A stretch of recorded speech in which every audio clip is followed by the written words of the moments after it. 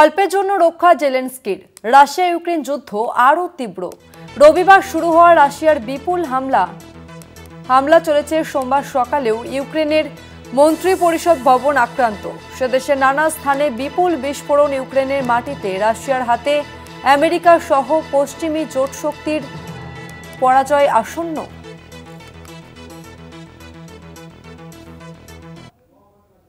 ইউক্রেনের মন্ত্রী পরিষদ ভবন আক্রান্ত। সেদেশের নানা স্থানে বিপুল বিস্ফোরণ।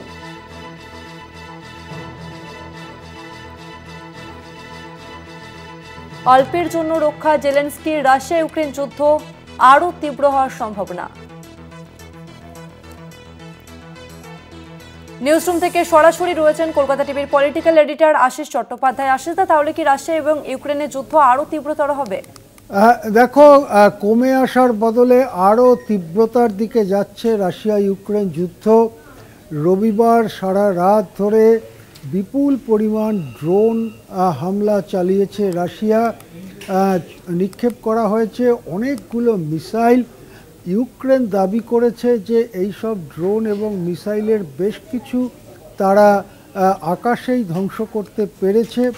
যেটা বলা হচ্ছে যে 800রও বেশি মিসাইল এবং ড্রোন দিয়ে হামলা চালায় রাশিয়া। ইউক্রেনের দাবি এর মধ্যে 700রও বেশি ড্রোন এবং মিসাইল তারা আকাশেই ধ্বংস করেছে।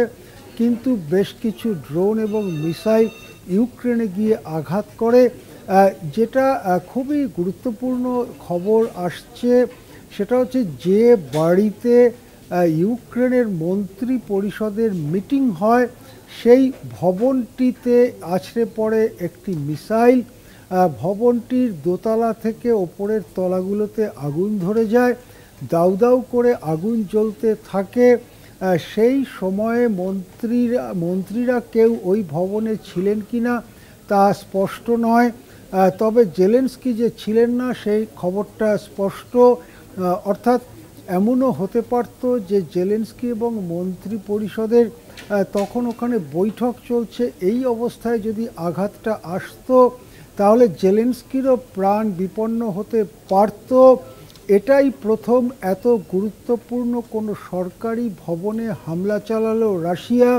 এটা বলা যেতে পারে যে ইউক্রেনের যে প্রতিরক্ষা সেই প্রতিরক্ষা প্রায় অকেজো করে দিতে পেরেছে রাশিয়া। ইউক্রেনের প্রতিরক্ষা বলতে আসলে মার্কিন যুক্তরাষ্ট্র এবং ইউরোপের ন্যাটোভুক্ত দেশগুলোর প্রতিরক্ষা। ন্যাটো এবং মার্কিন যুক্তরাষ্ট্রের যৌথ শক্তিতেই বলীয়ান জেলেনস্কি এবং তার শাসনাধীন ইউক্রেন। স্পষ্টই বোঝা যাচ্ছে যে পশ্চিমী দুনিয়ার এই শক্তিকে ভেদ করে যে আক্রমণ রাশিয়া চালাচ্ছে তা ক্রমশই অপরাজেয় হয়ে উঠছে। অনেকেই মনে করছেন যে এইভাবে আক্রমণ চলতে থাকলে আর 2-3 সপ্তাহের মধ্যে ইউক্রেনের পতন হতে পারে। অর্থাৎ কিভ রাজধানী ছেড়ে চলে যেতে হতে পারে জেলেনস্কি এবং কর্তা ব্যক্তিদের। সেক্ষেত্রে পশ্চিমী দুনিয়ার পরাজয় হবে। দ্বিতীয় বিশ্বযুদ্ধের পরে পশ্চিমী দুনিয়া বনাম রাশিয়ার এই লড়াইতে যদি পশ্চিমী দুনিয়ার পরাজয় হয় সেটা গোটা পৃথিবীর শক্তির ভারসাম্য বদলে দিতে পারে। সেই জন্যই কিছুটা লাগাম ছাড়া বা বেখাপ্পা হয়ে পড়েছেন ট্রাম্প। তিনি বলছেন যে তিনি আরও শুল্ক চাপাবেন সেই দেশগুলোর ওপরে যে দেশগুলো রাশিয়ার থেকে তেল কেনে। কিন্তু এভাবে রাশিয়াকে কতটা ঠেকানো যাবে সেটা নিয়ে সন্দিহান বিভিন্ন মহল। এক কথায় বলা যেতে পারে যে মার্কিন যুক্তরাষ্ট্র এবং ন্যাটোর মদতে ইউক্রেন যে যুদ্ধ চালাচ্ছে রাশিয়ার বিরুদ্ধে সেই যুদ্ধে পশ্চিমী শক্তি পরাজয়ের মুখে রাশিয়া হয়তো এইভাবে এগোতে পারলে আর কয়েক সপ্তাহের মধ্যেই কিভ দখল করে ফেলতে পারবে। সেক্ষেত্রে দুনিয়াতে শক্তির ভারসাম্যের বিরাট পরিবর্তন হতে পারে।